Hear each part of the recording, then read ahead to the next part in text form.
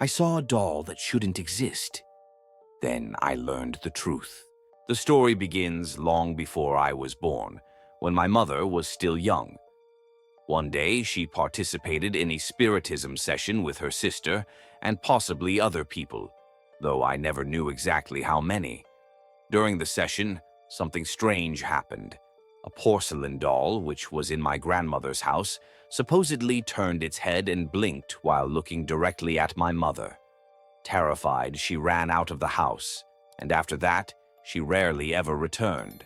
She already had a difficult relationship with her mother, which gave her even more reason to avoid the place. Years later, in July 2011, I visited that house for the first time. I was about 10 years old. I was with my mother and my sister. We were alone, as my grandmother wasn't there that day. My mother, not getting along with her, had taken the keys and decided to go while she was away. At one point, while we were on the ground floor, my eyes fell on a small wrought iron chair at the bottom of a staircase. Sitting on it was a porcelain doll. She had wavy blonde hair, wore a green dress, and had a small bowl of lavender between her legs. Nothing seemed unusual to me. The doll was just there, as if she had always been. But when I mentioned her to my mother, her expression changed completely. She went pale. She immediately started questioning me. What did the doll look like? Where exactly had I seen her? The more details I gave, the more anxious she became. Because the doll I was describing was identical to the one that had terrified her years earlier during the spiritism session.